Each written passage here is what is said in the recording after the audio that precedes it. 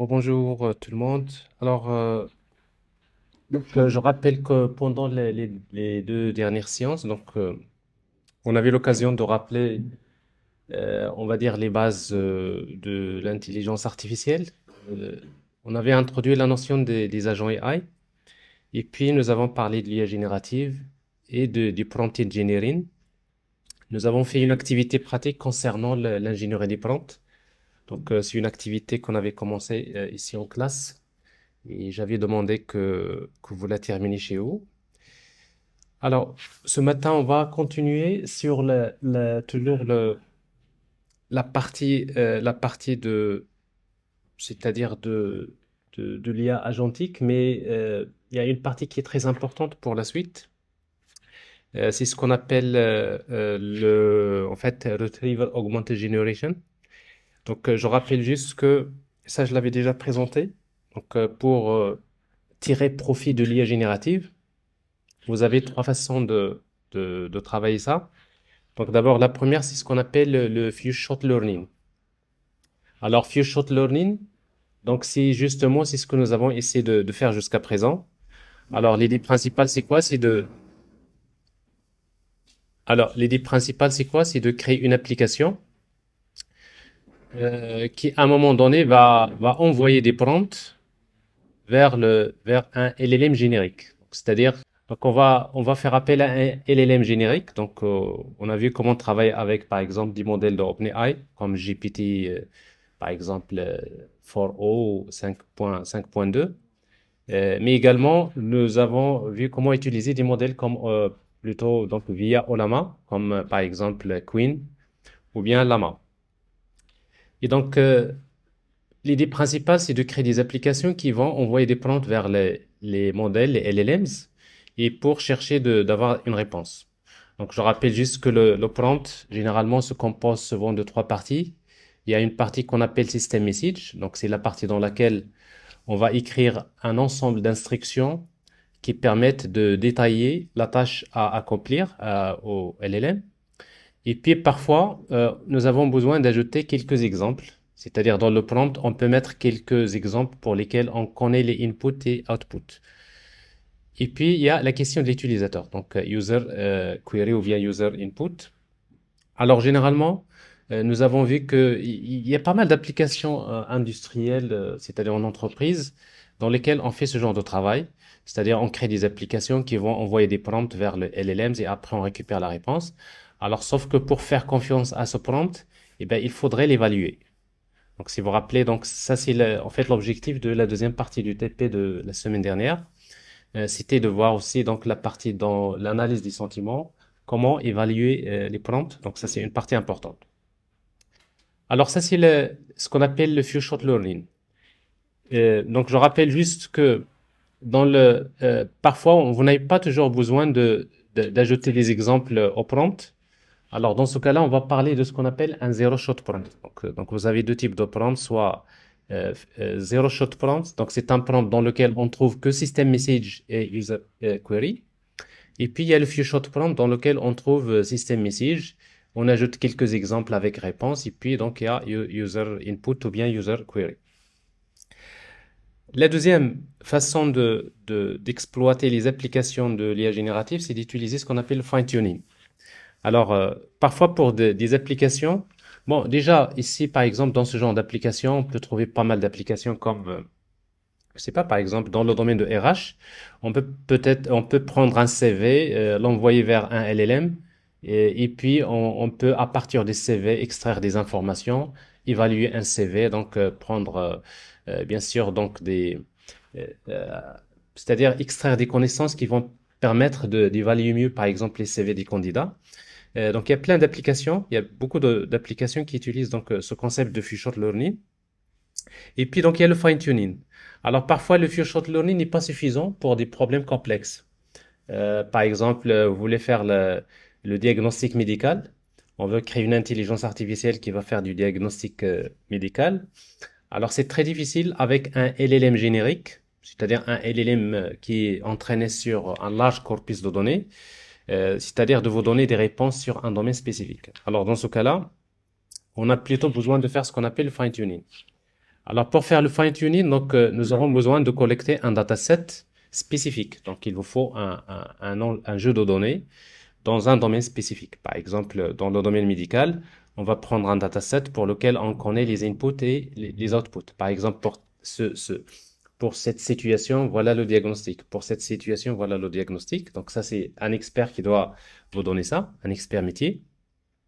Et puis donc, une fois que nous avons les données, on va télécharger un LLM générique, open source par exemple, comme Queen ou Llama ou DeepSeek ou peu importe. Donc, on télécharge un modèle un LLM générique et puis on va le réentraîner. Donc, on va essayer donc de réentraîner en quelque sorte ce LLM en utilisant ce dataset spécifique.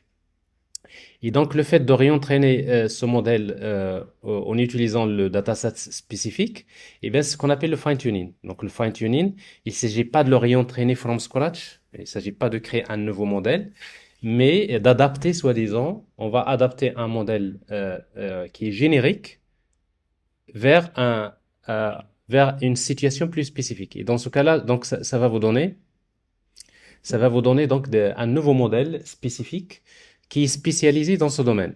Et dans ce cas-là, on peut créer une application, bien sûr, qui permet d'envoyer des prompts vers ce LLM. Et avec ce genre de situation, on peut créer des applications relativement plus complexes. D'ailleurs, la majorité des applications que vous voyez ici, qui sont créées, qui sont déployées en cloud, dans la majorité des cas, c'est comme ça qu'on fait. C'est-à-dire, on collecte un domaine spécifique dans un domaine, on utilise un LLM qui est déjà entraîné, et puis on fait le fine-tuning et ça nous donne d'autres LLM qui sont spécialisés dans ce domaine. Et ça, c'est intéressant parce que dans ce cas-là, vous allez arriver à avoir des modèles qui vous donnent des réponses très précises dans des problématiques parfois complexes. Alors, bien sûr, on aura l'occasion de revenir sur les différentes techniques qui sont utilisées pour faire le fine-tuning. Mais pour le moment, donc, vous gardez juste le principe de base. Et puis, la troisième façon, c'est d'utiliser ce qu'on appelle le RAG, le Retriever Augmented Generation. Alors, je rappelle juste qu'il y a une caractéristique fondamentale pour les LLMs, c'est-à-dire les LLMs, ils ont un problème, c'est ce qu'on appelle l'hallucination. Alors, l'hallucination, يعني الهلوسة. Donc, vous savez, le LLM, parfois, quand vous lui posez une question, parfois, même s'il ne connaît pas la réponse, il va essayer de donner une réponse. Alors, ce qui fait que parfois, il donne des réponses qui sont hors sujet. Et donc, par exemple, si vous posez la question à un LLM généraliste, par exemple, je veux, je veux une analyse des performances de mon entreprise pendant les 2 dernières années, il est bien évident qu'il ne pourra pas vous donner de réponse. Pourquoi? Parce que d'abord, il ne connaît pas votre entreprise et en plus, il n'a pas les données pour savoir ce qui se passe dans votre entreprise. Et donc, dans ce cas-là, vous risquez peut-être de lui poser une question et vous allez tomber dans l'hallucination. Il va commencer à vous proposer des choses, mais qui ne sont pas réelles. Alors, c'est la raison pour laquelle les entreprises ont besoin souvent d'utiliser ce système RAG qu'on va détailler aujourd'hui. Donc, RAG, ça veut dire Retrieval Augmented Generation. Alors, généralement, ce qu'on fait dans le système RAG, c'est qu'on va prendre souvent des ressources non structurées de l'entreprise comme les fichiers PDF. Alors, on va prendre par exemple les documents PDF. Et puis, ces documents PDF, on va les découper en ce qu'on appelle les chunks. On va faire un split pour découper le PDF en un ensemble de petits morceaux. C'est ce qu'on appelle les chunks. Bon, un chunk, ça peut être une page, ça peut être un paragraphe. Alors pourquoi tout simplement nous avons besoin de découper ça en chunks? D'abord parce qu'il ne faut pas oublier que les LLMs de manière générale, ils ont une caractéristique, ce qu'on appelle le contexte, si vous vous rappelez, le context window. Alors le context window de LLM, c'est le nombre maximum de tokens qu'il ne peut pas dépasser. C'est-à-dire quand un LLM est entraîné, il a une dimension fixe de sa matrice, si vous voulez.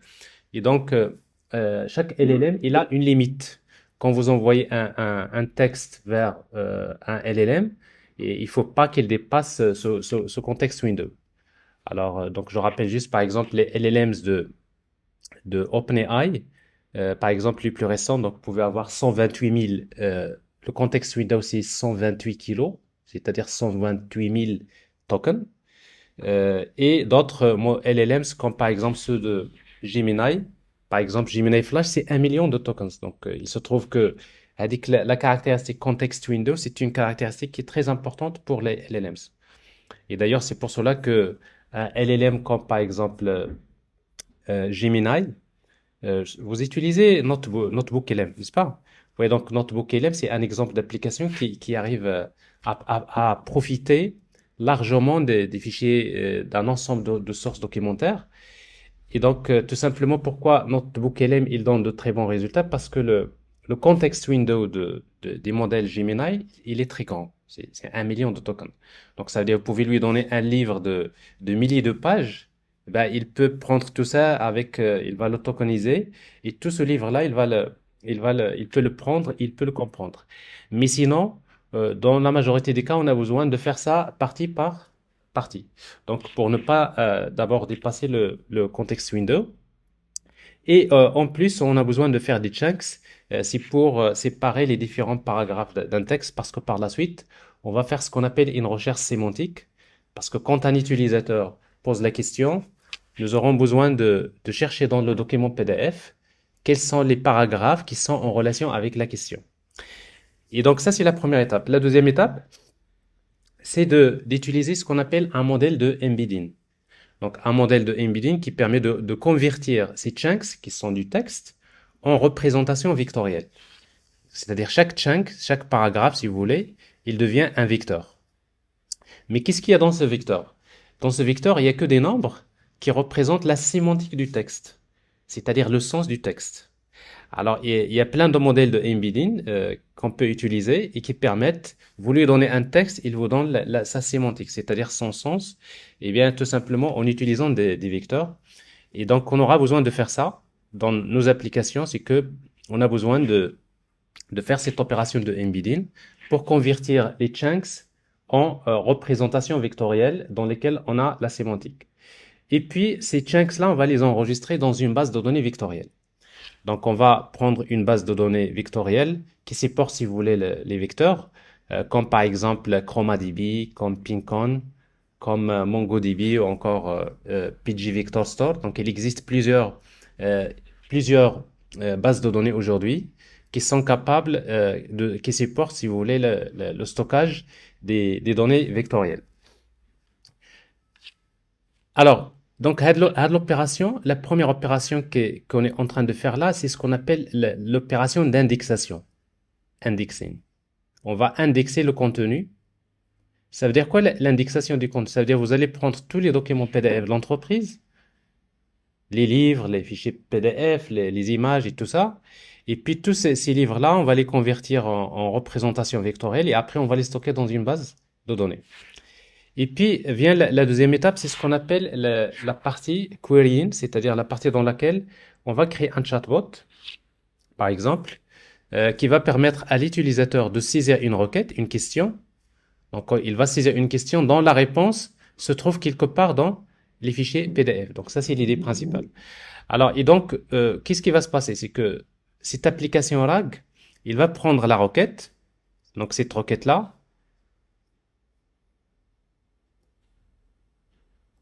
Alors, cette requête, la même chose. Il va d'abord utiliser un modèle de embedding pour la convertir en un vecteur. C'est-à-dire, on va d'abord essayer de comprendre le sens, la sémantique de cette requête. De la même chose ici, on prend la requête, il va être converti en un vecteur, et puis on va vers la base de données faire ce qu'on appelle une recherche sémantique. La recherche sémantique, c'est-à-dire on va demander à la base de données, cherche-moi parmi tous ces vecteurs, tous ces chunks, quels sont les vecteurs qui sont en relation avec cette question.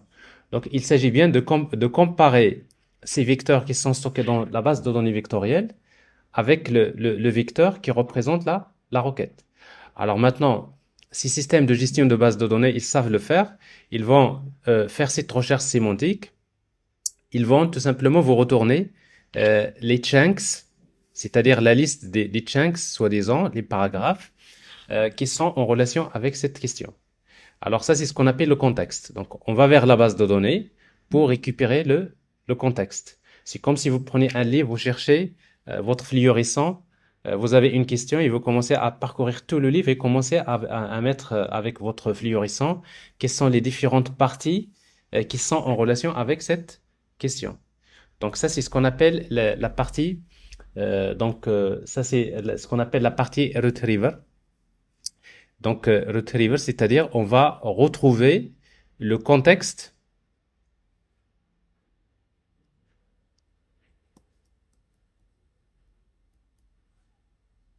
Retriever. Donc, on va essayer, donc, sachant une question de l'utilisateur, on va vers la base de données vectorielle pour chercher le contexte. Donc, retrouver quels sont les différents chunks qui sont en relation avec la question. Donc, techniquement parlant, comment ça se fait cette recherche sémantique? Et ça se fait par ce qu'on va prendre. On va prendre donc ce vecteur, la requête, et on va le comparer avec les autres vecteurs. Alors, vous savez que pour comparer des vecteurs, il y a des métriques qu'on va utiliser. Alors, parmi les métriques, il y a une métrique qui s'appelle cosine similarity.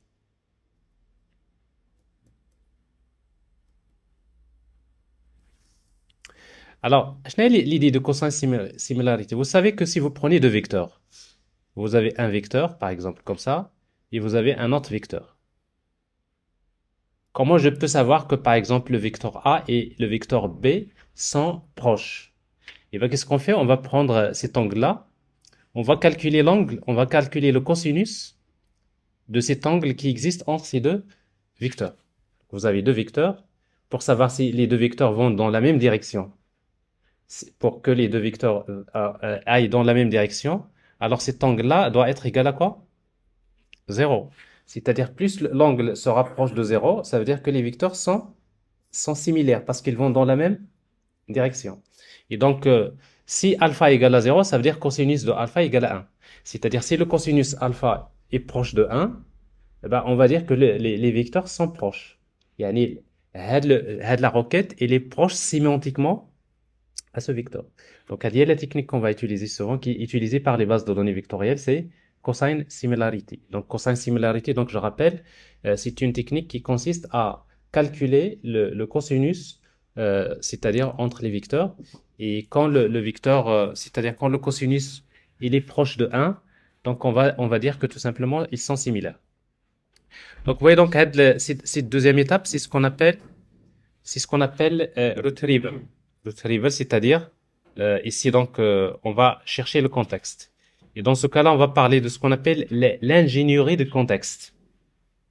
Donc, l'ingénierie de contexte, c'est quoi? C'est quelque chose d'extrêmement important dans l'IA agentique, qui consiste à, avant de poser la question au LLM, avant de lui poser la question, il faut d'abord chercher le contexte. Il faut chercher dans des bases de données, dans, dans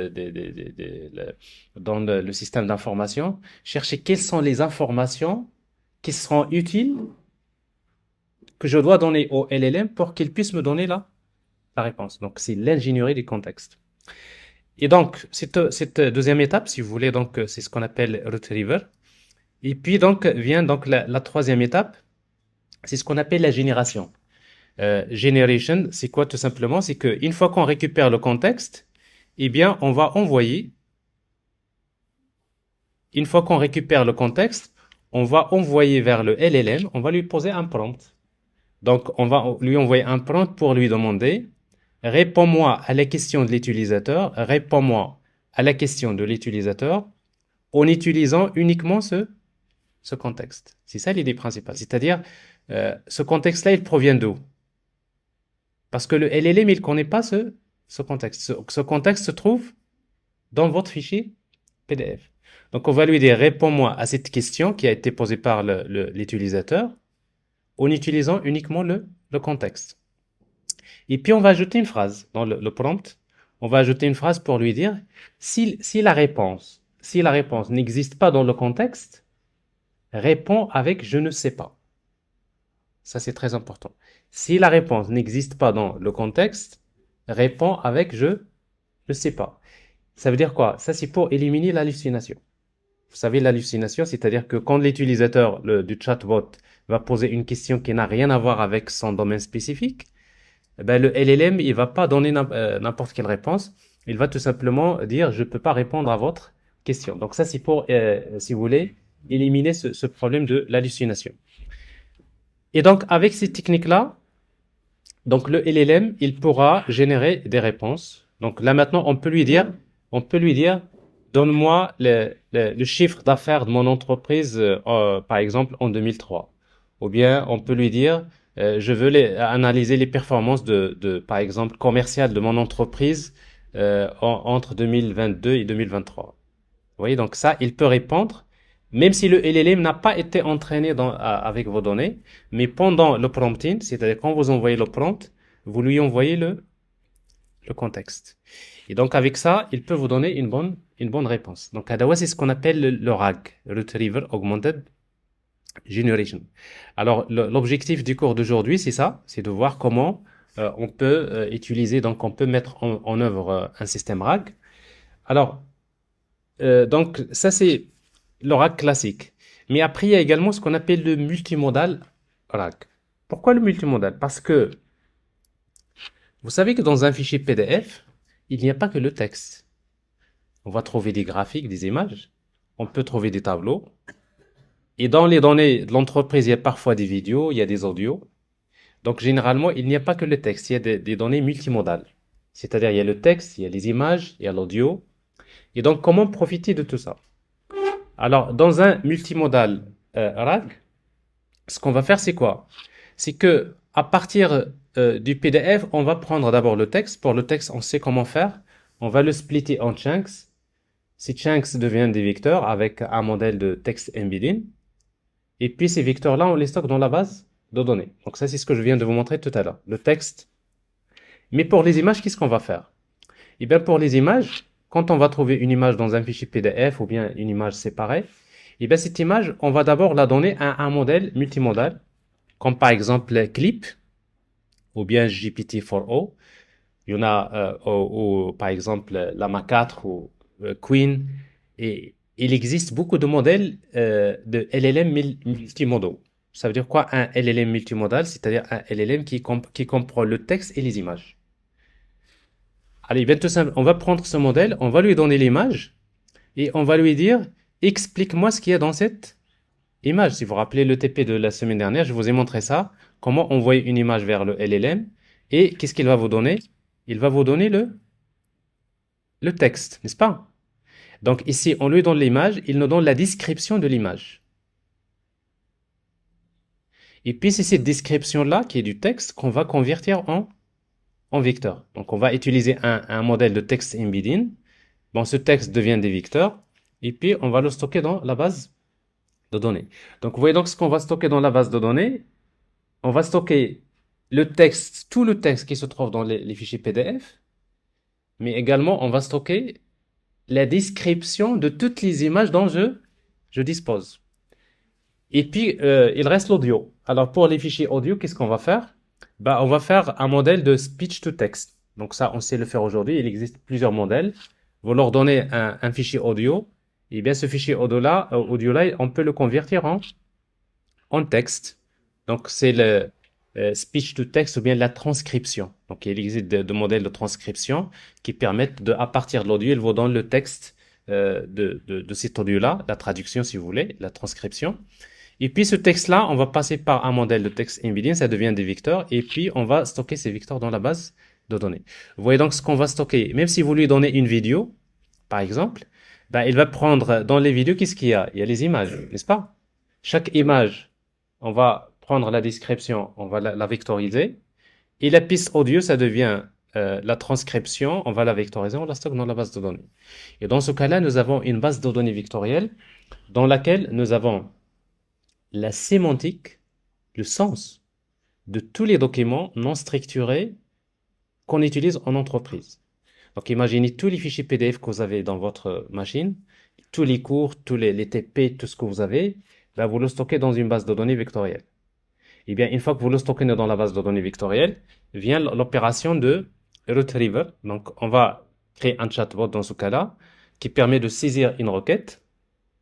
Et bien, le système RAG, il va d'abord faire cette opération de semantic search, c'est-à-dire, on va envoyer la requête, on va dire, donne-moi les paragraphes, soi-disant, les vecteurs, qui sont en relation avec cette question. On va chercher le contexte. Et puis, on va envoyer vers le LLM. On va lui dire, réponds-moi à cette question de l'utilisateur en utilisant uniquement ce contexte. Mais sachant que dans ce contexte, il y a bien les informations sur le texte, mais il y a les informations sur les images. Et ça, c'est intéressant parce qu'il y a une image quelque part avec un dessin qui représente un graphique. Et bien, à un moment donné, quand, dans mon chatbot, je lui pose une question, quelle est la tendance de l'évolution économique ou bien, par exemple, les performances financières, il va aussi lire ce qui se trouve dans vos graphiques. Ok. Et ça va nous donner ici donc des réponses qui sont assez précises. Voilà. Donc ça, c'est le multimodal RAG. Et puis, par la suite, viendra ce qu'on appelle le agentic RAG. Donc ça, c'est ce qu'on va présenter après. Mais pour le moment, on va s'arrêter sur cette partie-là. On va d'abord comprendre comment créer un simple système RAG, d'abord. Et par la suite, donc, nous aurons l'occasion de revenir sur la partie multimodale et agentique, c'est-à-dire c'est des RAG qui sont pilotés par des agents AI. C'est ce qu'on va essayer de faire. Alors, maintenant, si vous voulez travailler, donc je vais vous présenter d'abord quelques slides, donc c'est-à-dire quel est le code qu'on va utiliser pour créer ce système RAG. Alors, d'abord, pour indexer le contenu. Donc, vous aurez besoin d'abord des outils, des librairies qui permettent de lire les fichiers PDF. Souvent, dans la majorité des cas, on utilise les fichiers PDF. Et donc, pour cela, donc, on aura besoin pour charger un fichier PDF, il y a une classe PyPDFLoader que vous pouvez importer. Donc, PyPDFLoader, donc, qu'on retrouve, alors PyPDFLoader, on la retrouve dans LangChain Community Documents, Document Loaders. Et donc, avec ça, on peut utiliser, donc, par exemple, j'ai par exemple un fichier ici, Agentic AI Foundation PDF, qui se trouve dans dans ce dossier-là. Et puis donc, je vais le charger. Donc, je crée un objet Page PDF Loader. Donc ça, si vous voulez charger un fichier PDF.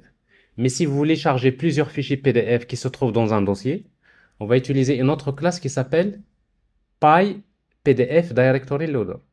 Donc c'est cette classe-là.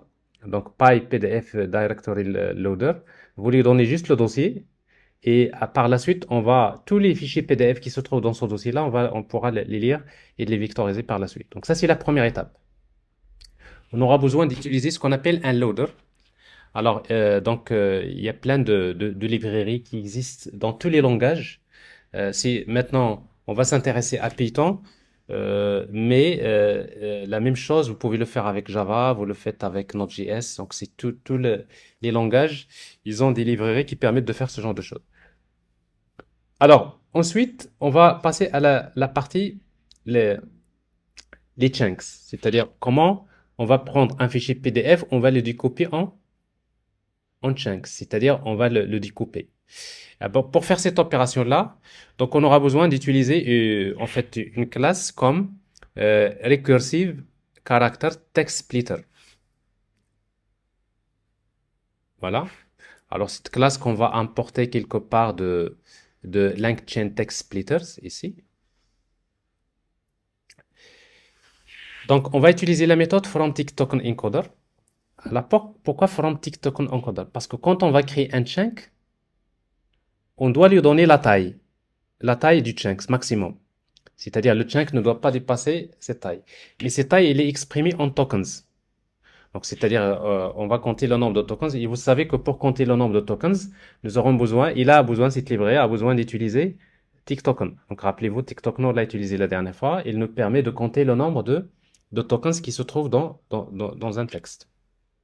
Donc, from TickToken encoder. Et après, on va lui donner le nom du modèle de tokenisation. Donc, c'est le même que nous avons utilisé la dernière fois, c'est L100K base. Donc, ça, c'est un modèle de TikTok, plutôt de tokenisation. Et puis, donc, on va spécifier les chunks size. Donc, c'est-à-dire, chaque chunk devrait avoir 512 combien? Tokens. OK? Donc, quand il va découper le texte. Chaque chunk, il va compter le nombre, si vous voulez, 512 tokens. Et puis, il y a une information qui est très utile, c'est ce qu'on appelle overlap. Alors en fait, c'est quoi overlap? Overlap, c'est ça. C'est que quand vous prenez le premier chunk, par exemple, je prends ce premier chunk là, ce premier morceau de mon fichier PDF. Voilà. Il a une dimension de combien? Combien de tokens? 500, 512.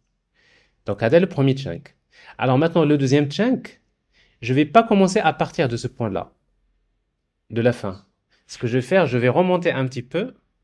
Je vais remonter ici. Je vais commencer à partir de ce point-là. Et le chunk va commencer, le deuxième chunk va commencer à partir de là. Il va se terminer ici. Pourquoi? Pour avoir, vous voyez, donc le premier chunk et le deuxième, ils ont une intersection. C'est-à-dire, il y a quelque chose qui est commun entre le premier chunk et le deuxième, le chunk qui est suivant. Et ça, c'est très important. Pourquoi? C'est pour garder la continuité dans le texte. Vous savez, ça vous arrive parfois de lire un livre.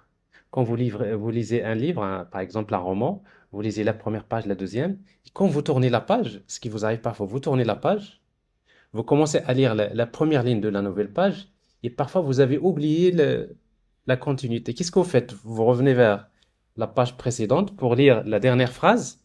Comme ça, vous gardez la continuité. Ben, c'est à peu près la même chose. Donc, on va essayer, donc, quand on va découper les chunks pour garder cette continuité, nous aurons besoin dans la stratégie de splitting, donc nous aurons besoin d'utiliser ce qu'on appelle le overlap. Et donc, ce overlap, vous avez besoin de lui donner une valeur. Alors ici, donc, 16 tokens, donc je suppose.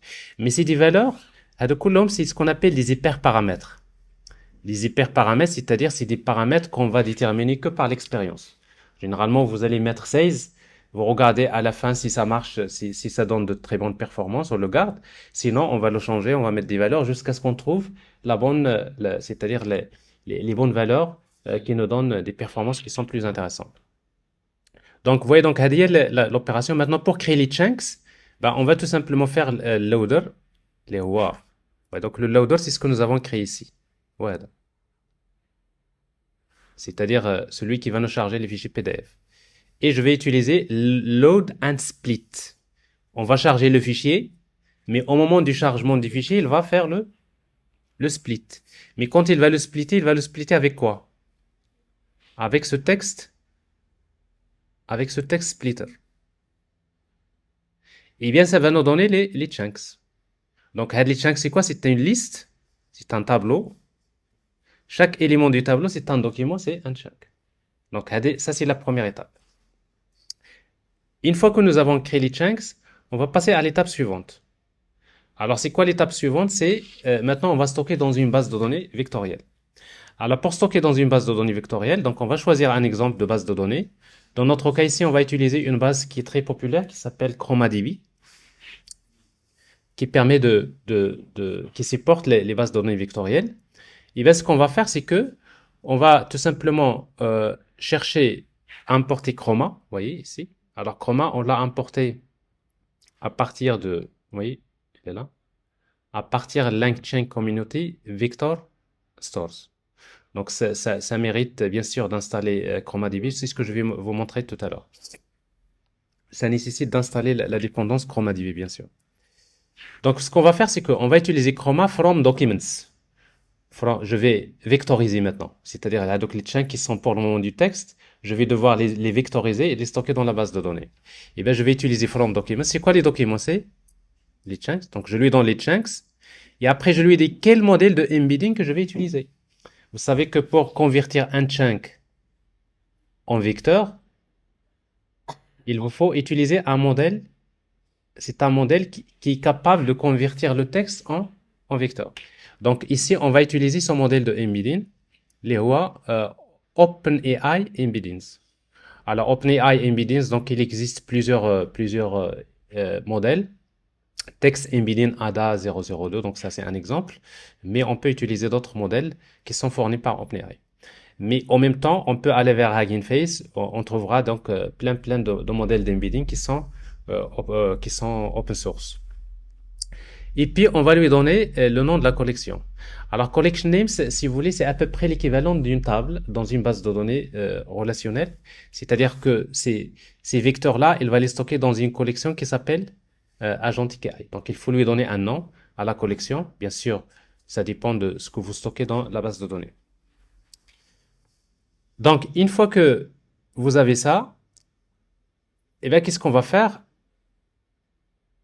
Qu'est-ce qui se passe dans cette situation? Ce qui se passe, c'est que tous les chunks, ils vont devenir des vecteurs et sont stockés dans la base de données. Donc, je reviens en arrière. Alors, qu'est-ce qu'on vient de faire? On vient de faire ça. C'est-à-dire, on a pris le fichier PDF, on a utilisé un loader, nous avons utilisé TextSplitter, nous avons créé les chunks, et maintenant nous avons utilisé un modèle d'embedding qui a converti ça en vecteur et qui est stocké maintenant dans une base de données. Donc ça, on a utilisé ChromaDB pour stocker la base de données.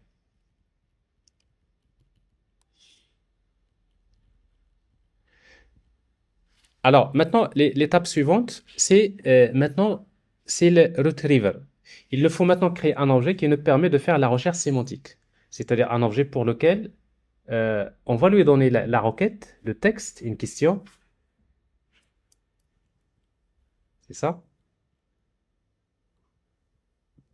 On va lui donner la question et le retriever, il va envoyer la question vers la base de données et qu'est-ce qu'il va nous chercher? Il va chercher le contexte. Donc c'est ce qu'on appelle le retriever. Le retriever, c'est l'objet qui me permet de faire cette recherche sémantique. Et pour créer cet objet-là, c'est très simple. Il suffit d'utiliser retriever.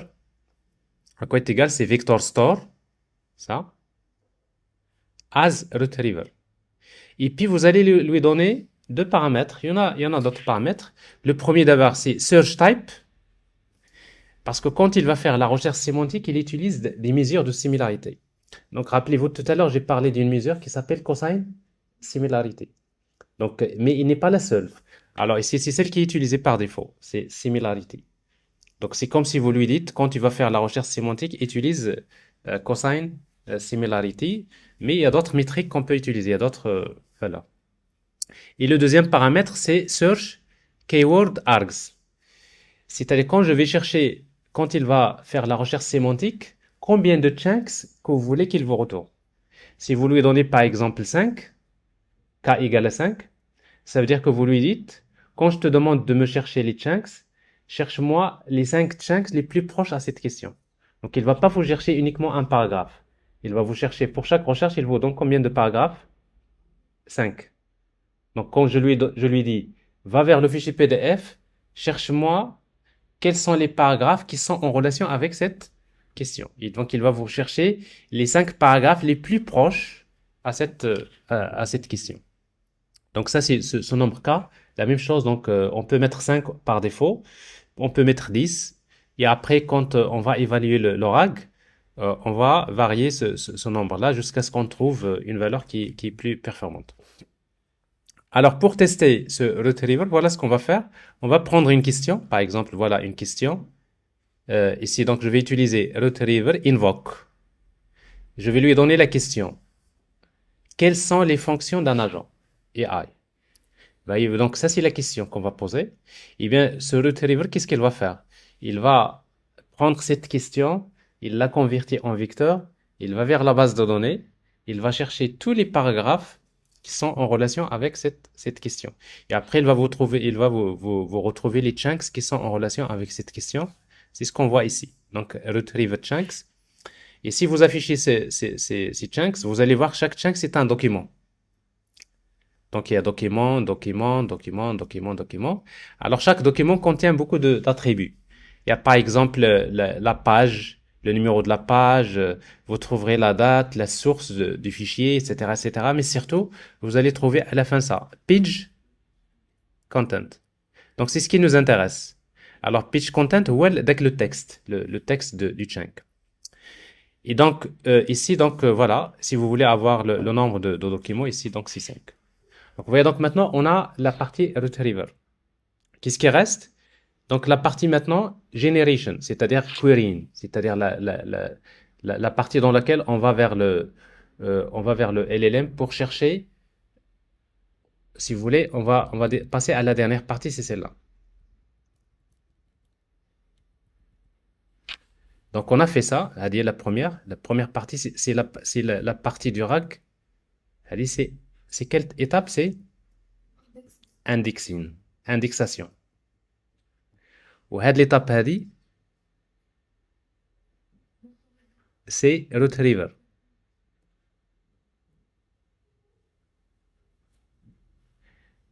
Et maintenant, ce qui reste, c'est quoi? On va poser la question au LLM. On va lui demander, réponds-moi à cette question en utilisant uniquement ce contexte. Et donc, cette partie-là, c'est la partie qu'on appelle generation ou bien querying, querying generation. Donc, ça permet de nous donner la réponse. Alors, pour faire cette opération, alors nous avons besoin d'un prompt.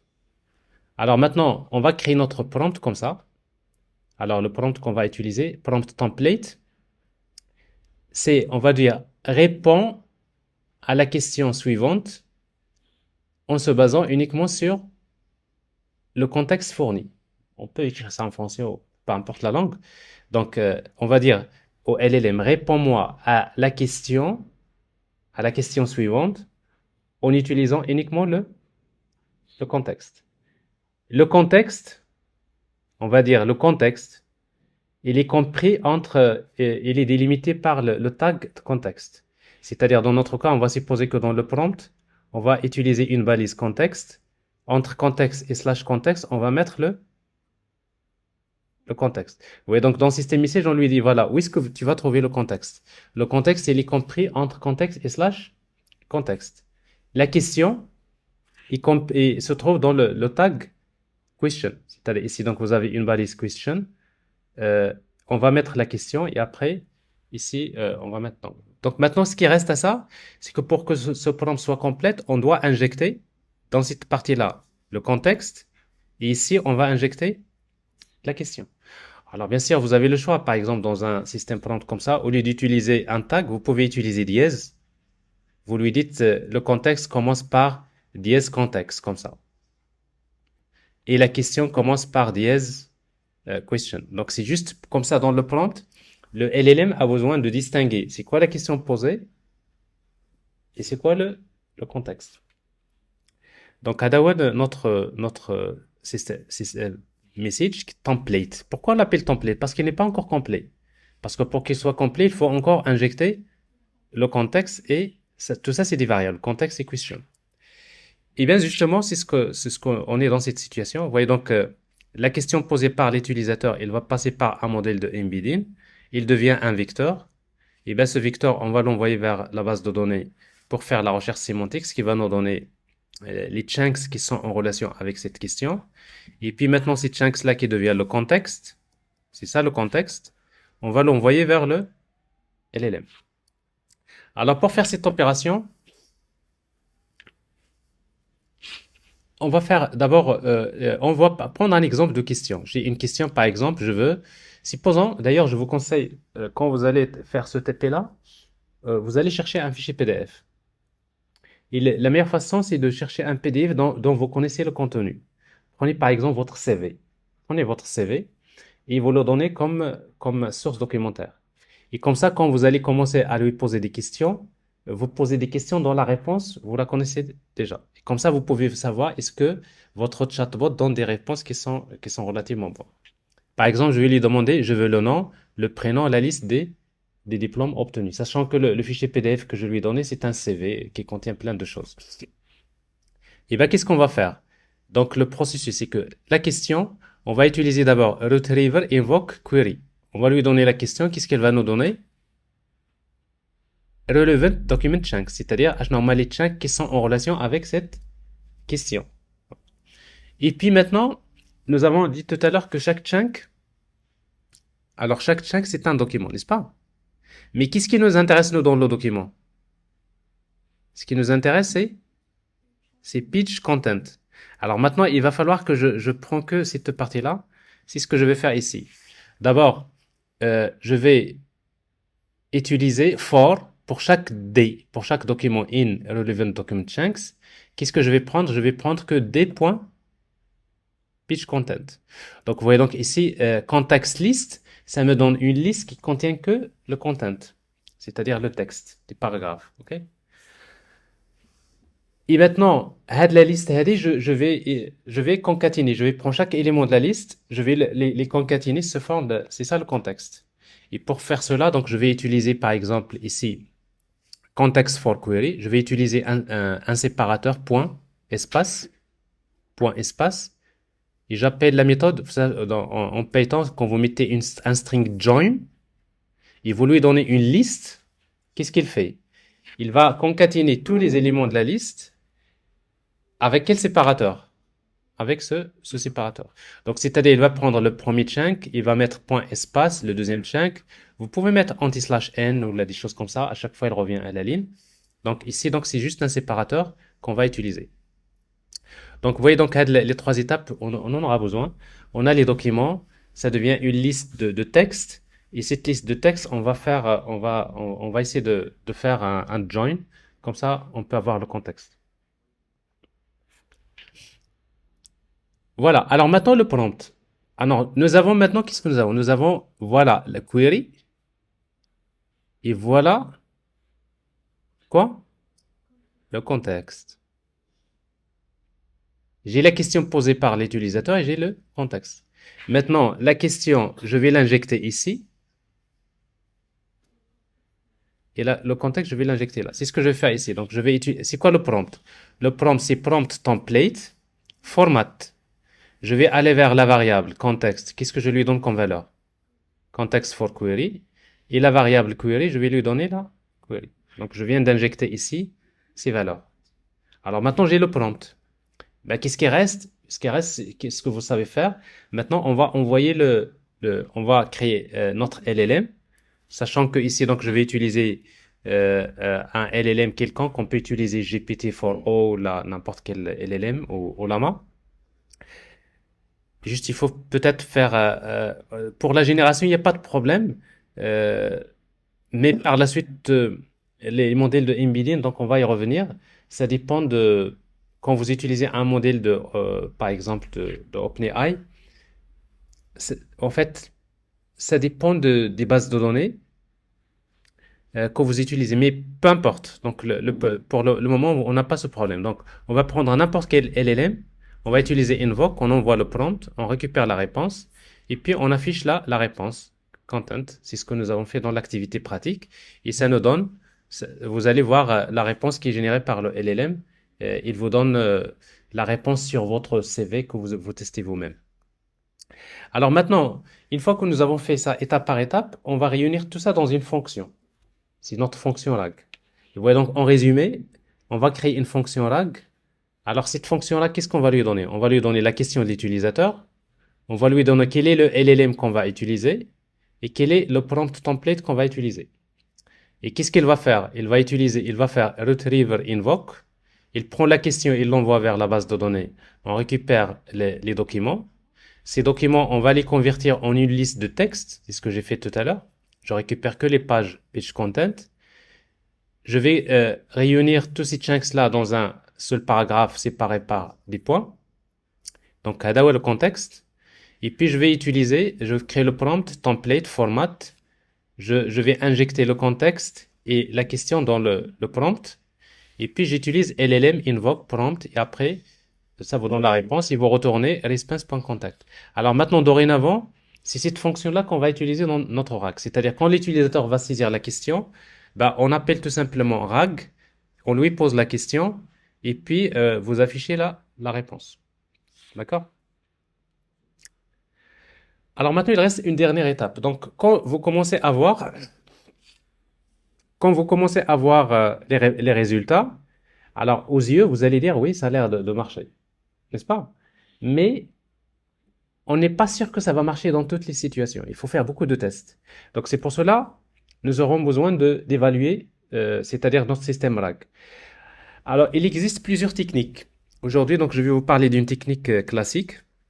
C'est le fait d'utiliser ce qu'on appelle un LLM comme juge. C'est-à-dire quoi?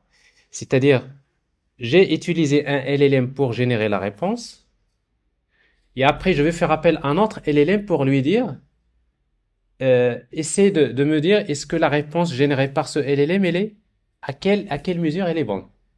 Donc, on va utiliser un LLM qui est plus puissant, soi-disant, comme juge. Alors, qu'est-ce qu'on va faire? Regardez. On va prendre la question. On prend la question de l'utilisateur, on appelle notre RAG, Le RAG, il va faire la recherche sémantique, il récupère quoi? Le contexte. Ensuite, il envoie la question et le contexte vers le LLM. Qu'est-ce qu'il récupère? Ici, le output. Donc, là, on a le output. C'est la réponse du RAG.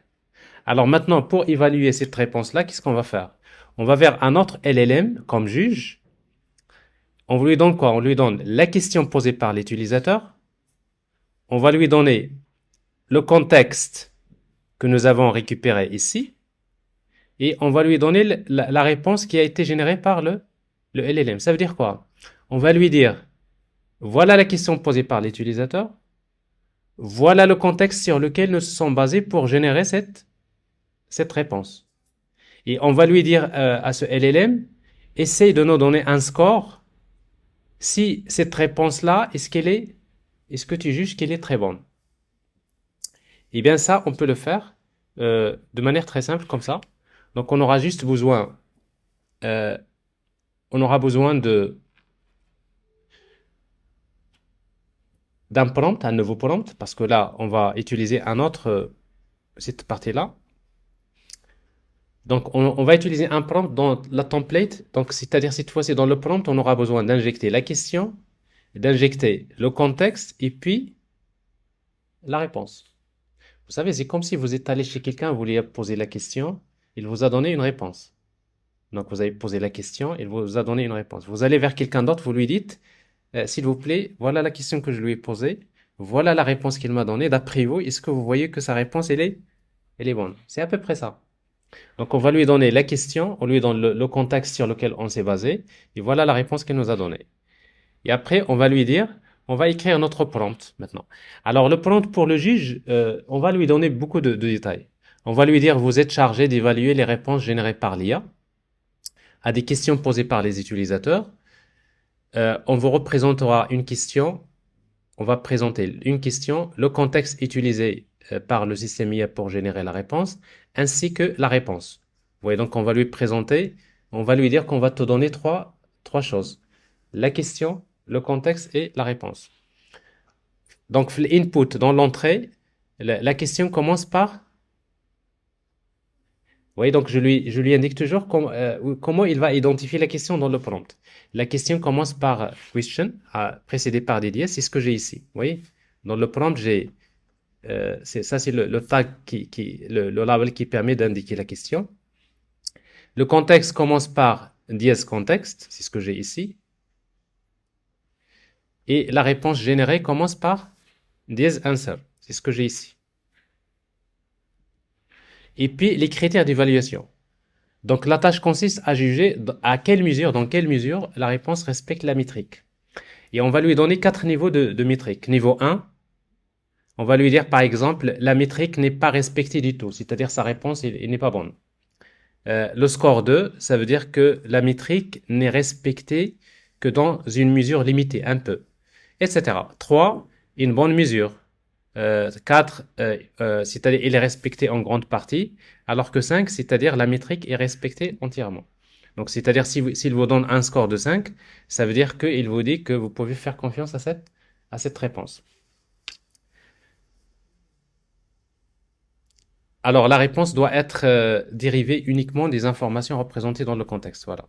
Alors, après, on lui donne quelques détails. Normalement, ça, c'est additionnel. C'est ce qu'on appelle le code prompt. Alors, code prompt, c'est chain of thought prompt. Alors, en fait, dans un code prompt, on ajoute tout simplement ce qu'on appelle les instructions. Non, pas les instructions, c'est-à-dire, on va lui donner quelques instructions qu'il doit suivre pour donner la réponse. C'est comme si vous lui dites, par exemple, écrivez d'abord les étapes nécessaires pour évaluer la réponse selon la métrique. Et après, donnez une explication étape par étape. Évaluez ensuite dans quelle mesure la métrique est respectée, utiliser les informations précédentes, etc. Donc, je lui donne juste quelques consignes qu'il doit respecter quand il va me générer la réponse. Pourquoi tout simplement ça? Parce que vous savez, euh, parfois on a besoin ce qu'on appelle l'IA explicable. Vous savez qu'un modèle d'intelligence artificielle, il vous génère la réponse, mais vous avez parfois besoin qu'il vous explique de justifier sa réponse. C'est-à-dire quels sont les critères sur lesquels il s'est basé pour vous dire le score est égal à 5. Je ne vais pas me contenter uniquement de me dire, il me dit le score est égal à 5, mais après je vais lui demander de justifier et d'apporter des petits détails. Donc c'est-à-dire, vous savez, les LLMs, ils sont bons à ce niveau-là. Si vous leur dites de justifier leur réponse, ils vont vraiment vous donner la justification. C'est-à-dire, ils vont expliquer la réponse. Et voilà donc la fonction evaluate. Evaluate, donc c'est cette fonction-là. Ben, on va lui donner le system message, c'est-à-dire ce prompt que nous avons ici. On va lui donner user message template, c'est-à-dire celui-là qu'on va utiliser. Et on va lui donner la question et le modèle qu'on va utiliser comme juge. Alors ici donc, et on va faire le travail. Donc on va d'abord vers le retriever, invoke, on va faire la recherche sémantique, on récupère les chunks. Comme tout à l'heure, on va convertir les chunks en une liste de textes, et puis on va concaténer ce texte dans un contexte. Donc vous voyez, donc ça c'est le contexte. Et on va chercher la réponse. On va faire appel à la fonction RAG, on lui donne la question, il nous donne la réponse. Donc vous voyez, donc voilà la réponse, voilà la question, voilà le contexte, et voilà la question. Les trois choses dont on a besoin.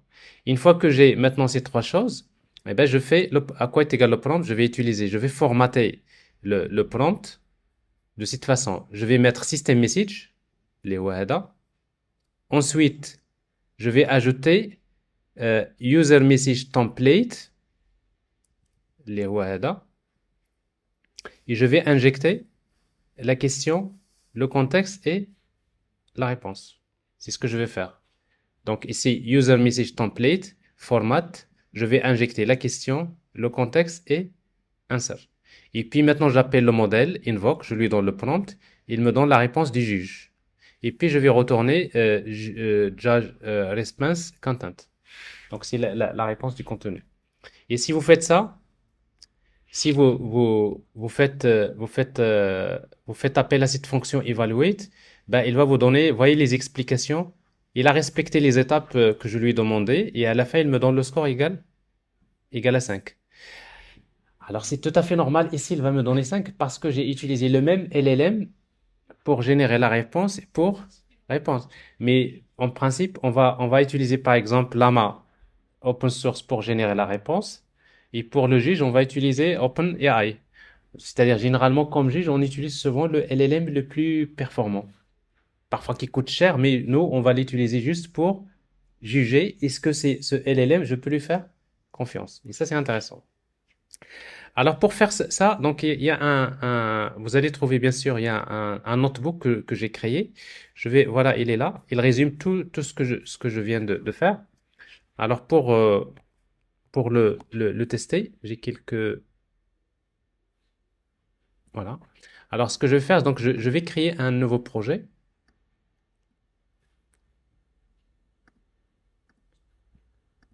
Donc, je vais appeler RAG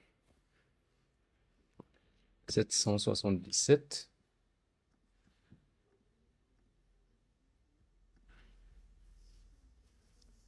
Alors, pour ne pas fermer cette fenêtre, je vais créer une nouvelle fenêtre.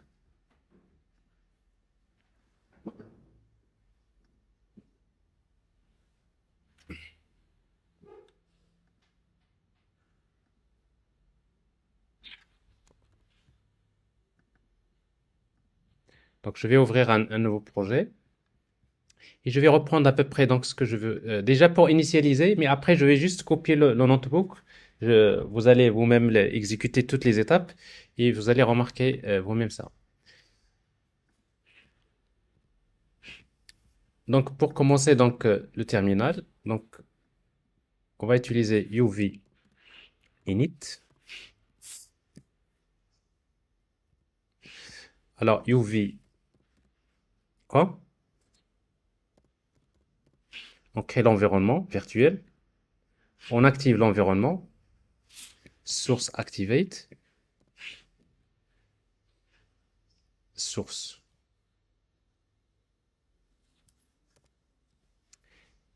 On active l'environnement et puis on installe les dépendances. Donc la première toujours, c'est IPy kernel. IPy add.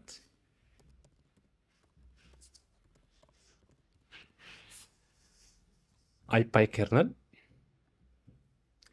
Et puis, on aura besoin d'ajouter les dépendances suivantes. Donc, LangChain,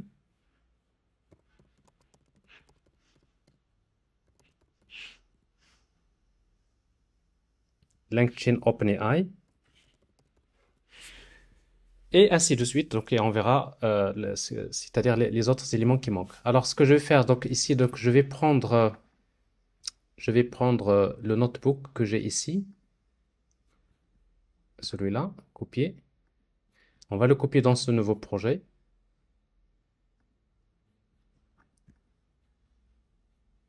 Enfin, je vous conseille de faire toujours comme ça. Les notebooks que je vous donne, vous les mettez dans un nouveau projet.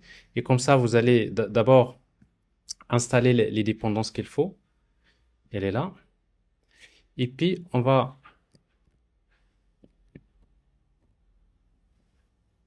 Donc, voilà les explications de départ ici. On commence à partir de là. Donc, on importe, vous voyez, donc il nous faut des packages qui sont en jaune, ça veut dire qu'ils ne sont pas encore installés. Donc, je vais utiliser donc UV add, c'est LangChain Text Splitters. Text Splitters. Et puis LangChain Community.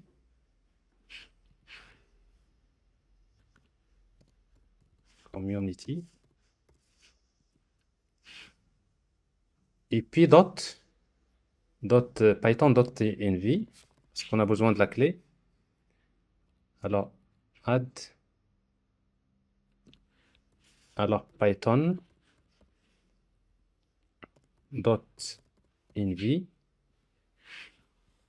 Voilà, il nous faut la clé de OpenAI. On va la chercher. On va prendre. Donc, comme toujours, on a besoin. La meilleure façon, c'est de créer un fichier .env dans lequel on copie la clé. Ça, vous l'avez fait déjà dans l'activité précédente. Je ne vais pas me tarder là-dessus. Donc, je prends la clé. Open et API key égale à ça. Et je vais la mettre ici. Donc, il faut créer la variable OpenAPI key. Vous mettez la clé OpenAI. Enregistrer. Et puis, on va commencer à tester. Donc, je vais importer ça. Je vais exécuter. Alors, j'ai pas sélectionné l'environnement, donc je dois le sélectionner.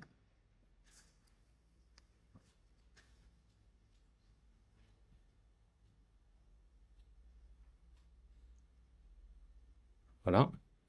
Et puis, donc, on va charger les variables d'environnement, load.env. Vous devrez avoir ici true. Et puis, quel est le LLM que je vais utiliser ici? Chat OpenAI GPT-4o Mini. Ici, donc, pour la génération, je vais utiliser Mini. Et pour le juge, je vais utiliser GPT-4o.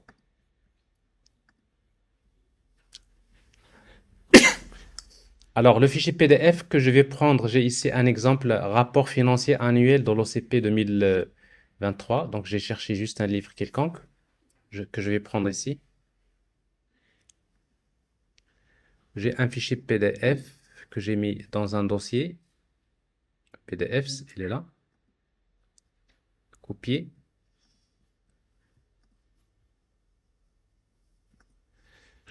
Voilà. Donc, je vais créer un dossier que je vais appeler PDF, comme ça.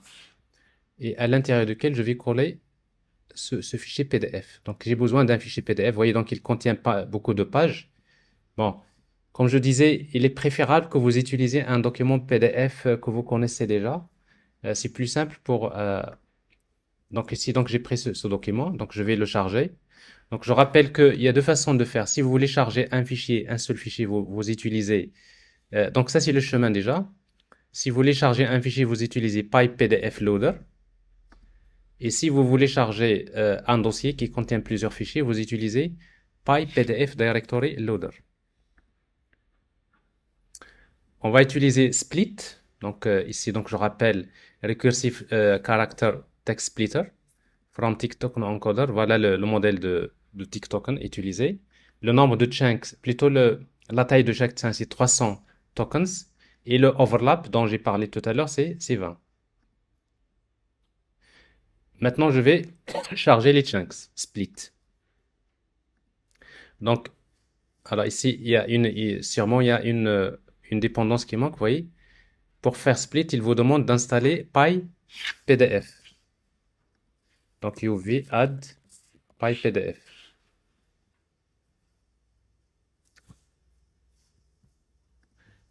Donc, load and split, il va charger le fichier, il va utiliser cette stratégie ici. Chaque chunk, c'est 300 tokens et le overlap égale à 20. Donc, si vous voulez voir le nombre de chunks, len, vous voyez ici, donc, notre fichier PDF, il contient beaucoup de pages. Si vous voulez compter le nombre de chunks, c'est 576. Et puis, donc, maintenant, la partie de Vector Store. Je vais importer le modèle de embedding. Ici, donc, j'utilise OpenAI Embeddings. Alors, d'ailleurs, vous voyez quel modèle utiliser? Souvent, si vous êtes un peu curieux, si vous mettez pas le modèle, il y a toujours quelque chose par défaut.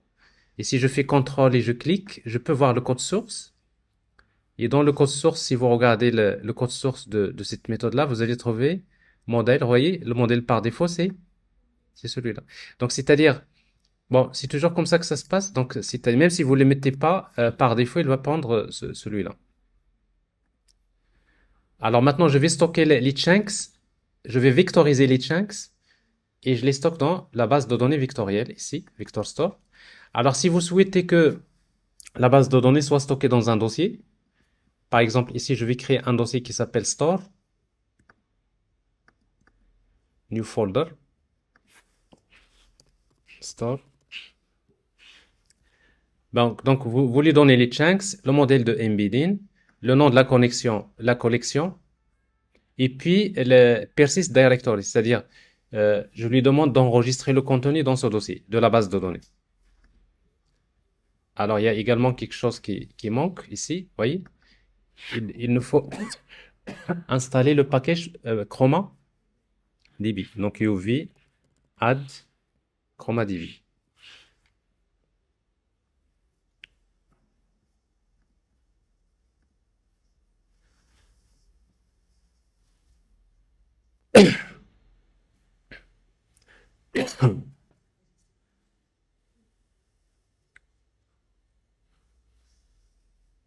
Voilà.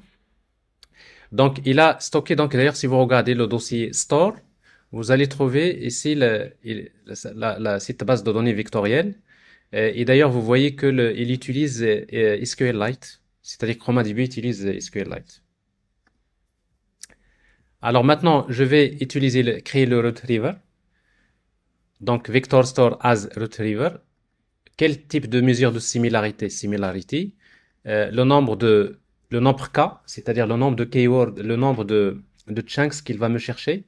Ici, donc, je vais lui demander de me chercher les 5 chunks les plus proches à la question. On va faire un test. J'ai la question, quelles sont les performances financières de l'OCP en 2023? Retriever invoke. Donc, il a cherché les chunks. Je vais les afficher. Et je vois ici, donc, vous voyez ici, donc, chaque chunk, c'est un document qui contient beaucoup d'attributs. Et parmi les attributs qui nous intéressent, il y a page content. Vous voyez donc ici, ça c'est un chunk, ça c'est un chunk, etc. Si vous affichez le nombre de chunks, donc ça c'est bon. Alors maintenant, la partie RAG, on va créer notre système prompt, répond à la question en se basant uniquement sur le contexte. Le contexte, alors ça, vous pouvez l'ajouter. Si vous savez que votre fichier document, il concerne l'OCP ou là, des choses comme ça, vous lui dites, le contexte, il est à propos du rapport annuel financier par exemple, de l'OCP. Donc, ça, c'est une phrase utile. Si vous voulez que ça soit général, quel que soit le fichier PDF, vous enlevez cette partie. Le contexte est délimité par le tag contexte, c'est-à-dire ici. La question est délimitée par, par le tag question. Et puis, on va lui dire ça. Vous voyez, donc pour la hallucination, regardez. Si la réponse n'existe pas dans le contexte, réponds avec je ne sais pas. Donc ça, c'est pour éliminer le problème de l'hallucination. Alors, j'ai une question. Quelles sont les performances financières, etc. Donc, on va maintenant passer à la partie retrieving. Alors, vous voyez donc, je fais invoke, je récupère les documents. Je les convertis, comme j'ai dit tout à l'heure. Je vais prendre chaque document. Je vais prendre uniquement page content et ça me donne une liste de textes. Et puis, cette liste de textes de chunks, on va les concaténer par un séparateur. Voilà les points. Si vous cherchez le contexte, vous l'affichez, ça vous donne ça. Vous voyez donc ici le contexte, il y a 5 chunks ici. OK? Et puis, vous voulez savoir le nombre, c'est 5. Maintenant, on va injecter dans le prompt le contexte et la question en utilisant prompt template format. Vous voyez donc prompt template, c'est ça. On va injecter le contexte ici et on va injecter plutôt la question. C'est ce que j'ai fait. On a injecté le contexte et la question. Et puis, donc, si vous voulez afficher le prompt final, c'est ça. Vous voyez donc le prompt, qu'est-ce qu'il contient? Il contient system message, c'est ça. OK? Il contient le contexte. Finalement, le contexte. Ça commence à partir de là. Tout ça, c'est le contexte. Jusqu'à slash contexte. Et après la question, entre question et slash question. Donc ça, c'est le prompt. Maintenant, on va utiliser LLM prompt. On va poser cette question-là. C'était quoi la question? La question, c'est quelles sont les performances financières de l'OCP en 2023?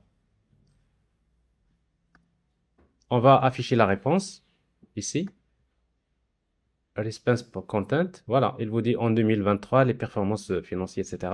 Bon, il vous donne une réponse qui se trouve dans le fichier PDF, mais encore vous, il faut aller vers le fichier PDF, regarder ce que vraiment où est-ce qu'il a trouvé cette partie-là. Alors maintenant, on va définir la fonction comme RAG. On va définir RAG comme fonction. On va lui donner query, le LLM qu'on va utiliser, le prompt template. Et puis, voilà. Donc, le RAG, qu'est-ce qu'il fait? Il fait d'abord retriever. On lui donne la question, il cherche les documents.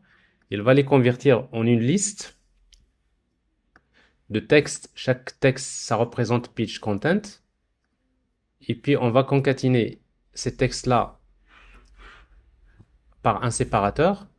Ça devient le contexte. On injecte le contexte et la question dans le prompt template. On fait invoke. Et puis, on retourne le contenu. Vous voyez donc, il y a la fonction qui nous intéresse ici. Pour pouvoir la tester, à chaque fois, si vous voulez lui poser une question, vous faites appel RAG. Je lui demande, par exemple, état des résultats global consolidés. J'affiche la réponse. Et vous voyez donc, ça me donne quelque chose comme ça. L'exercice 2023, il y a 14 millions de dirhams, etc. Bref, donc il y a des choses là. Il y a une réponse. Et regardez, donc je vais lui poser une question. J'ai faim et je veux manger quelque chose. Nous sommes Ramadan, c'est pas le moment. Alors, si vous lui posez cette question-là, normalement, il devrait vous répondre avec je ne sais pas. Donc ça, c'est si vous lui posez une question en dehors, donc votre chatbot, il est catégorique là-dessus. Chiffre d'affaires de l'OCP en 2023. Et vous vérifiez si c'est bien ça. Vous voyez, donc, il y a beaucoup d'argent ici. Alors, quelles sont les performances financières? Bon, ça, c'est déjà fait. Et à la fin, il y a l'évaluation. Alors, donc, pour l'évaluation, bah, on va, comme je disais tout à l'heure, on va d'abord utiliser, on va prendre une question, par exemple, état du résultat global consolidé. On donne la question et je récupère voilà, ici, donc je récupère d'abord le contexte. C'est ce que j'ai fait tout à l'heure. Et puis, j'ai le template dans lequel je dois injecter la question, le contexte et la réponse. Alors maintenant, la réponse, je la connais. Donc, j'appelle la fonction RAG. Je lui donne la question, il me donne la réponse. Voilà. Et puis maintenant, le prompt que je vous ai expliqué tout à l'heure. Donc, d'avoir le prompt pour le juge. Donc, je ne vais pas le relire. Vous voyez. Et maintenant, je vais utiliser le juge, c'est GPT-4o. Vous voyez, donc pour la génération, j'ai utilisé Mini. Là, c'est GPT-4o. Donc ça, c'est Groundness Checker. C'est le juge. Et maintenant, j'appelle j'ai la fonction evaluate. On va lui donner system message, user message template, la question et le juge, le modèle comme juge. Et ben, on fait ce que je viens de dire tout à l'heure. D'abord, je pose la question, je retrouve le contexte, les chunks que je convertis en liste de texte, et après je récupère le contexte. J'appelle le RAG pour avoir la réponse. Je vais injecter dans le prompt system message. Je vais injecter la question, le contexte et la réponse. Et puis j'appelle le modèle, le juge, invoque réponse, ça me donne la réponse du juge et je vais retourner la réponse. Alors cette fonction-là, ça illustre ce schéma. Ouais. Donc vous voyez donc question, RAG, contexte, etc. Et après on fait appel à ce juge pour faire cette opération. Et on va évaluer. On appelle la fonction evaluate. Et puis on affiche la réponse.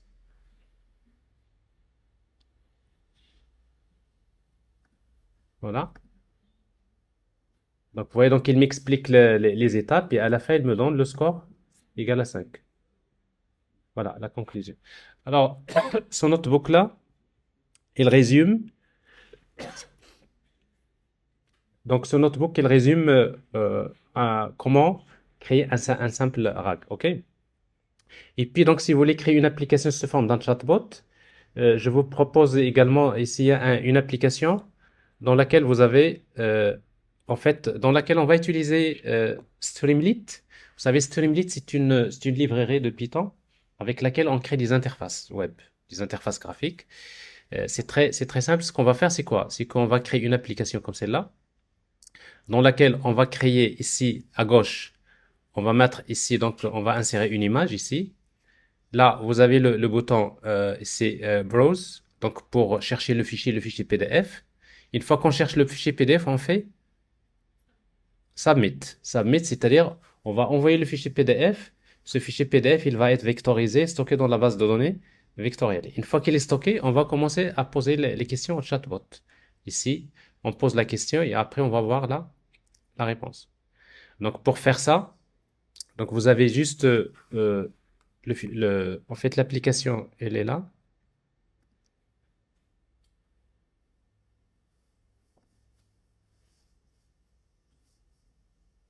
Voilà.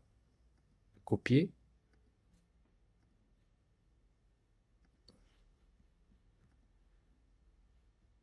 Donc cette fois-ci, c'est une application, c'est-à-dire c'est un fichier .py. OK? Alors vous aurez juste besoin d'importer Streamlit. Donc UV add Streamlit. Ça c'est pour les interfaces. Et puis vous aurez besoin de PyPDF2. UV add PyPDF2. Et voilà, donc ici c'est vraiment ce que je viens de dire. Donc on va charger la clé OpenAI. Ici, on va importer les différents packages. Voilà le prompt. Répond à la question de l'utilisateur en utilisant uniquement le contexte. Voilà le LLM qu'on va utiliser.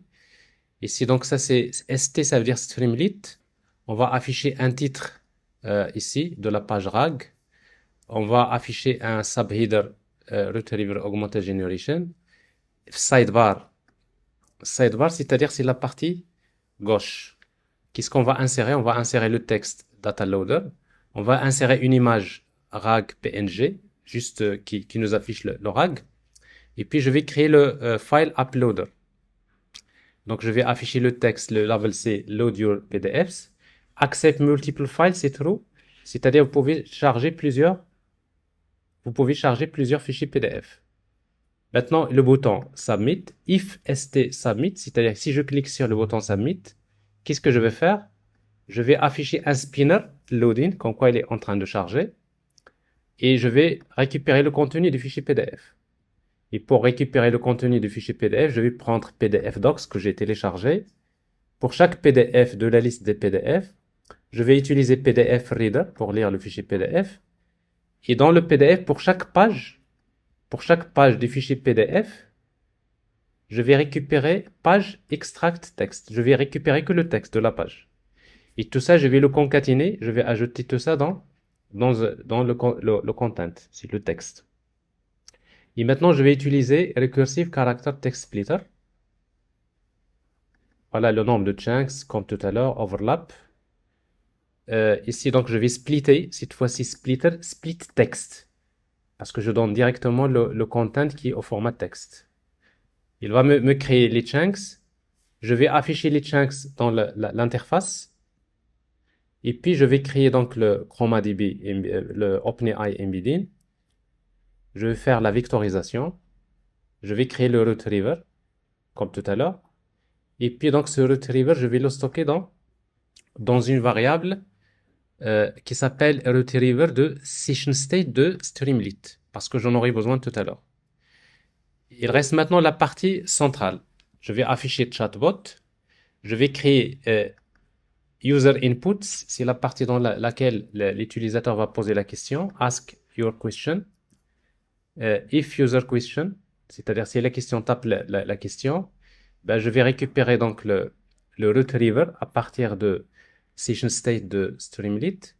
Invoke, je pose la question, je récupère le contexte sous forme de liste, je vais concaténer les éléments du contexte par un séparateur les rois points, je vais injecter dans le prompt le contexte et la question, je vais utiliser LLM invoke, j'ai la réponse et j'affiche la réponse. Vous voyez donc voilà le main de l'application du chatbot. Il fait appel à la fonction main qui est celle-là.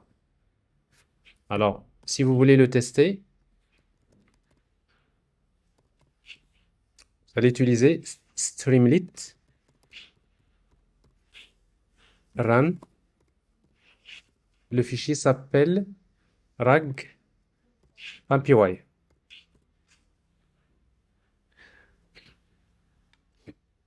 Alors, il y a une erreur qui va s'afficher parce que, vous voyez donc, il a besoin d'une image. Ici, si vous regardez, il vous dit le fichier rag.png est l'image que je suis en train d'insérer. Ici, il l'a pas trouvé. Donc, je vais la copier.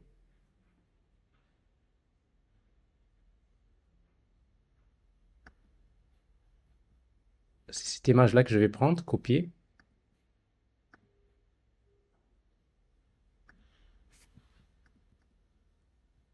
Coller. Et voilà. Et j'aurai CTRL-C pour arrêter. Streamlit run rag. Donc, vous voyez, donc là, et rapidement, vous avez un chatbot, une application web complète dans laquelle vous chargez un fichier PDF. Prenez un fichier quelconque. Alors, comme je disais, donc, vous cherchez par exemple votre CV ou peu importe. Vous voyez donc ça, il faut être submit. Il fait cette opération. Vous voyez donc spinner. Il est en train de splitter, de faire l'opération. Il stocke tout ça dans une base de données vectorielle qui est ChromaDB. Il vous affiche les chunks. Vous voyez les chunks, c'est juste pour voir. Et puis, une fois qu'il termine, on va poser la question. Par exemple, je veux lui dire, je veux le nom, prénom et liste des diplômes.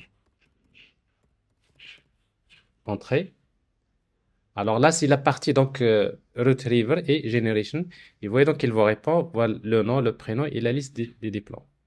Donc vous voyez donc ça, avec ça, vous pouvez créer votre premier chatbot en utilisant purement l'Orag. D'accord? Et ça, c'est les démos que je viens de vous montrer. C'est quelque chose, c'est l'activité pratique de la semaine prochaine. D'accord? Alors tout ça, vous allez le trouver donc Classroom. Et donc voilà. Si vous avez pas de questions, on va s'arrêter à ce niveau-là. Oui, bien sûr.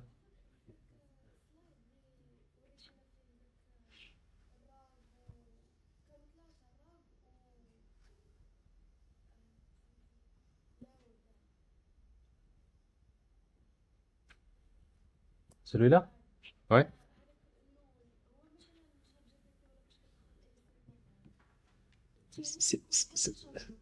Tu parles de ça? Oui. هذا دابا c'est en quelque sorte c'est des applications qui envoient que des prompts vers des LLM, ils vous donnent des réponses. D'accord? Ça, vous pouvez l'utiliser dans des applications بحال دابا analyser un document, une image ou là j'ai par exemple comme fait avec l'application de l'analyse des sentiments. Bref, c'est ce que nous avons fait la semaine dernière, c'est le prompt engineering. D'accord? Prenez par exemple un review et après il vous donne le sentiment du review et donc ça on peut le faire. Et d'ici le fine tuning, donc on a besoin d'un dataset, on va réentraîner le LLM générique, ça nous donne un nouveau LLM spécifique qui est spécialisé dans ce domaine. Ah, là, c'est là, mais ça, c'est vous créez un nouveau LLM. C'est-à-dire vous créez un LLM spécifique, spécialisé dans ce domaine. D'accord? Ouais, de la partie AD, on va y revenir. D'accord? C'est ce qu'on appelle le fine-tuning. Donc, c'est-à-dire ici, quand on va utiliser dans notre application, on va pas utiliser GPT ou là, on va pas utiliser Olama, mais on va utiliser notre propre modèle. Et tu crées ton modèle à toi. C'est le fine-tuning. Et puis la troisième que nous avons traitée aujourd'hui, c'est l'ORAG.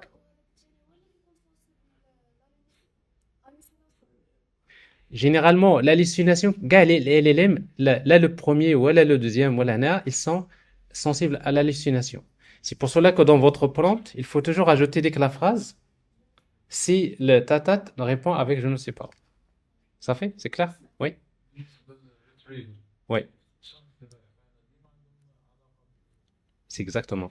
C'est normal parce que les documents PDF que nous prenons, bah, tout le document PDF, il est dans la base de données. Et quand on va lui donner la question, il va nous chercher le contexte. Il va nous chercher que les chunks اللي عندهم علاقة اللي هاد la question عندها علاقة et les chunks في الفيchier PDF qui sont en relation avec cette question. Exactement, c'est la mesure de similarité. Donc, il va faire cosine similarité. Donc, c'est ce qu'on appelle la recherche sémantique. شنو هي الفرق بين la recherche sémantique ou la recherche classique des bases de données? Vous savez, les bases de données classiques, vous faites select, from, where, etc. Il va chercher le texte, à comparer le texte, n'est-ce pas? Les valeurs. Mais ici, il ne va pas comparer le texte. Il va comparer le sens du texte. واش هاد la phrase هادي عندها علاقة بهاد la phrase. C'est la sémantique. يعني je peux avoir un fichier PDF en anglais, d'accord? Et je pose la question en arabe. Il n'y a pas de problème, il va vous répondre. Vous avez des fichiers PDF en français, vous posez une question, il fait un mélange bien en arabe ou derija et ça marche. Donc c'est ça, pourquoi? Parce que ce qu'on stocke dans la base de données, ce n'est pas le texte, c'est la sémantique. Ça change beaucoup de choses. C'est clair? Oui, justement, mais la fonction RAG, هي اللي كدير هذه l'opération. ياك؟ لا، ماشي ما la fonction RAG, إلا شفتوا l'application هنايا. هاي l'application. فيها deux étapes. La première étape, tu charges le fichier une fois pour toutes. Ah ouais, le fichier CV par exemple. L'opération, c'est split, il convertit en vecteur et stocke dans la base de données. هذيك كدار une fois pour toutes. Mais après, la partie retrieval, chaque question du chatbot, il va pas répéter d'explit, c'est normal.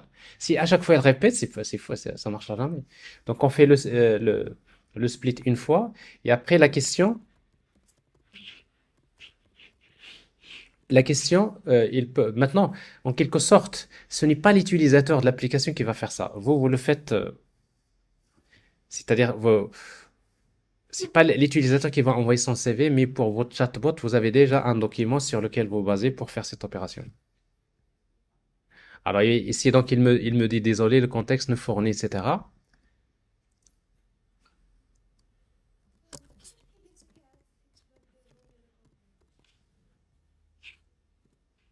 Non, parce qu'en fait, ici, il se trouve que quand vous créez, oui, quand vous créez, en fait, ici des documents, j'ai fait, j'ai fait l'opération combien de fois? Deux fois. Ce qu'il fait dans la base vectorielle, c'est qu'il a inséré deux CV, n'est-ce pas?